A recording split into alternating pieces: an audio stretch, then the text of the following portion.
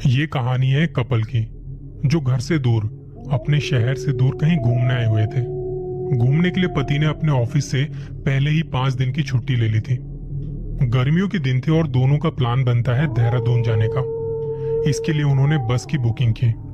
बस भी कोई ऐसी वैसी नहीं, वॉल्वो सुपर डीलक्स।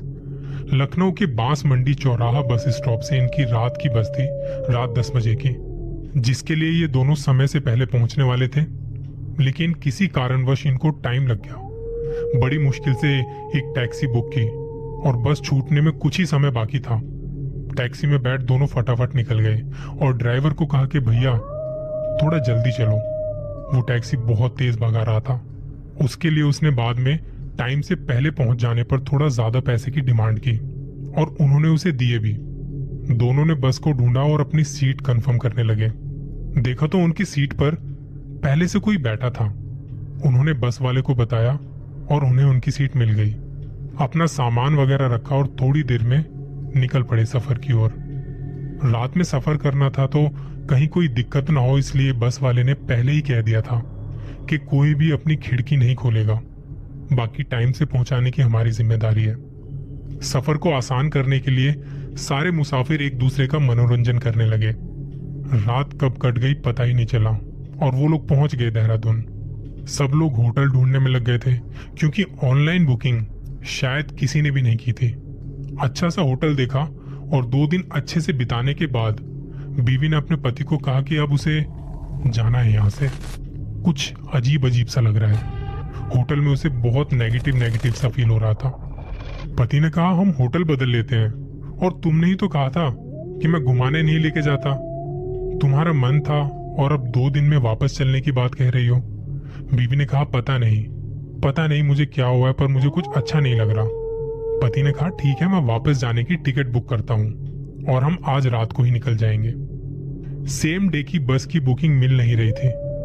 कुछ में तो सारी सीट कंफर्म हो चुकी थी और कुछ में टाइमिंग अपने हिसाब की नहीं थी। शाम के वक्त दोनों मार्केट घूमने गए हुए थे तो वहां एक टूर एंड ट्रेवल वाला दिखाई पड़ा। उसकी दुकान में गए और बात की।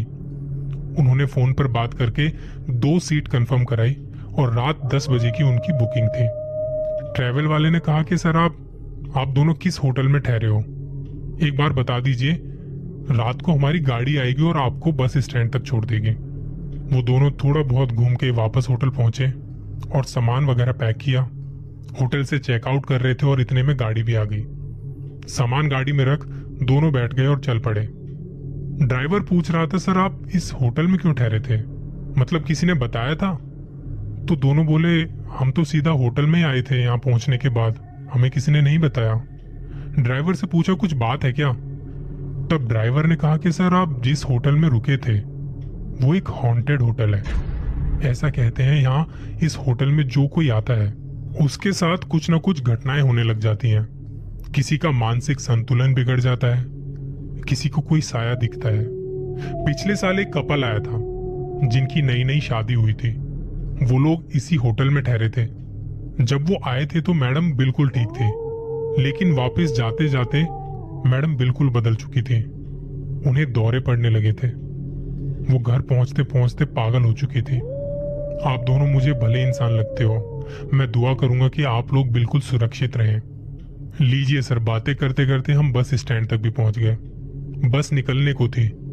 उसमें दोनों फटाफट चढ़े और अपनी सीट देखकर बैठ गए। दोनों खुश थे। पति ने बीवी से पूछा तुम ठीक हो ना? उसने मुस्कुराकर हाँ में जवाब दिया। दोनों ने उस दिन बिल्कुल भी रेस्ट नहीं किया था तो बस में बैठने के थोड़ी देर बाद उन्हें नींद आ गई। रात के 1 बजे के आसपास जब बस रुकी तो मुसाफिरों को कहा गया कि आप लोग यहाँ फ्रेश वगैरह हो सकते हैं और 20 मिनट बाद हम यहाँ से निकलेंगे। वो कोई ढाबा था शायद, और ढाबे अक्सर हाईवे पर ऐसी जगह के आसपास होते हैं जो ये जगह जो होती है ना वीरान होती है, या फिर ऐसी जगह होती है जो खेतों के बीच होते हैं। और इन बस वालों की सेटिंग भी होती है कि तुम हमारे यहाँ पे मुसाफिर लाओ, हम तुम्हें कुछ % कमीशन देंगे। तो अब सब फ्रेश होने में लग गए।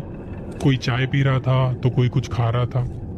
ये दोनों भी सबसे आखिर में बस से उतरे और पति ने बीवी को कहा तुम रुको, मैं फ्रेश होके आता हूँ। वापस आया तो बीवी ने पूछा साफ सफाई तो है ना?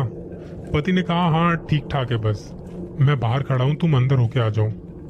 थोड़ी देर में वो बाहर आती है तो हाथ धोने के लिए अंदर साबुन नहीं था, लेकिन बाहर एक हैंडपंप था जहां हाथ धो सकते थे। वो हैंडपंप ढाबे के पीछे की तरफ था, जहां बस खेत ही खेत थे। वो हाथ धोने के लिए वहां गई। उसने हैंडपंप चलाया और साबुन लेने जैसे ही नीचे झुकी, उसके कानों के पास कुछ आवाज सुनाई दी। उसने झट से पीछे मुड़ के देखा, पर वहां पे कोई नहीं था।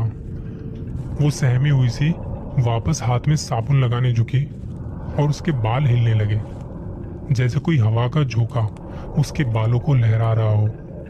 उसने डरते हुए अपनी नजर घुमाई कि कौन है। नजर घुमाते घुमाते उसकी नजर एक जगह जाके रुक गई।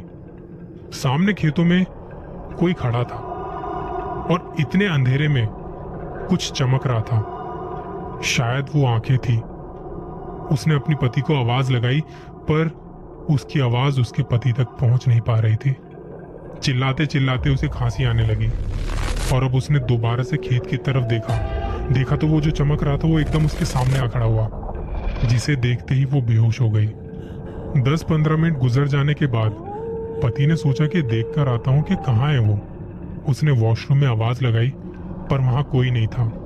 उसकी आवाज सुन के 1-2 लोग और आए और तभी किसी के बाहर से चिल्लाने की आवाज आई।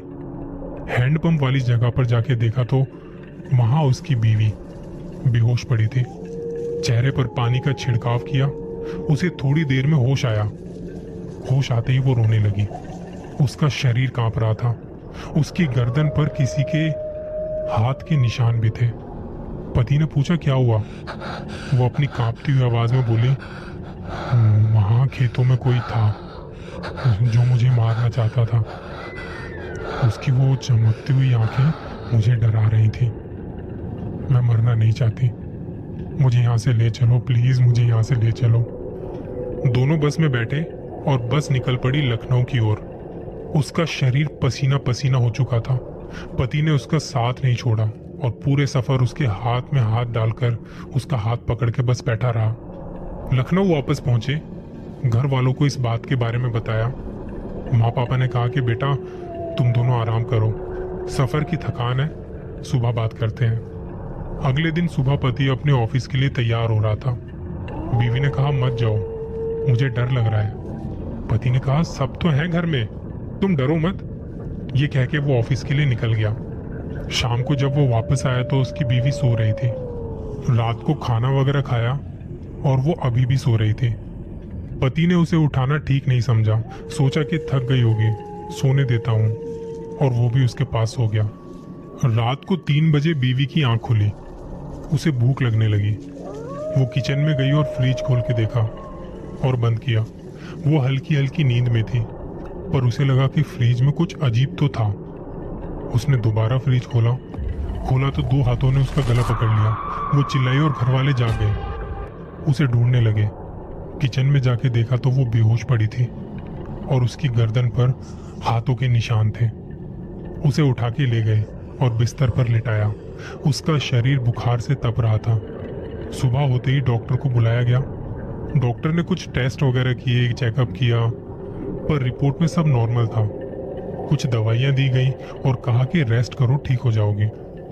बहू की ऐसी हालत देखकर घर वाले बड़े परेशान थे। अब उसके साथ ऐसा कुछ न कुछ होता रहता था।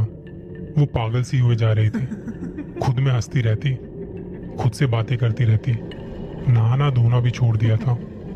पति से उसकी ये हालत देखी नहीं गई। उसने मम्मी पापा को बताया कि हम देहरादून गए थे और जहां होटल में रुके थे उसके बाद से उसकी हालत ऐसी है। घर वालों को ये भी बताया कि वहां एक ड्राइवर मिला था जो कह रहा था कि आप जिस होटल में रुके थे ना, वो होटल हॉन्टेड है। मम्मी पापा ने पंडित जी को दिखाया और उन्होंने बताया कि कुछ साया है आपकी बहू पर जो उसे पागल कर रहा है। घर वालों ने कहा कोई उपाय बताइए पंडित जी। पंडित जी ने कुछ उपाय बताए और माँ ने उपाय करने शुरू कर दिए। अगले 13 दिनों तक घर वालों को बाहर जाने की मनाही थी और सब साथ खाएंगे पिएंगे और सोएंगे। बहू को अकेला नहीं छोड़ना। धीरे धीरे पंडित जी के बताए गए उपाय काम करने लगे। बहू में सुधार होने लगा और 13वें दिन पंडित जी खुद घर में आए। उन्होंने घर की शुद्धि की, जिसके बाद से आज तक इतने सालों बाद तक घर में सब सही है।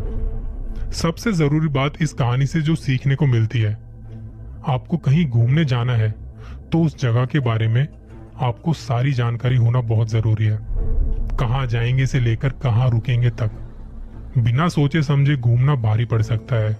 और हाँ, हो सके तो वहां के जो लोकल लोग हैं उनसे पूछताछ जरूर करें कि जहां आप ठहरे हैं वो जगह कैसी है, क्योंकि हर कहानी के अंत में सब सही हो ऐसा जरूरी नहीं। आप बस अपना ख्याल रखिएगा।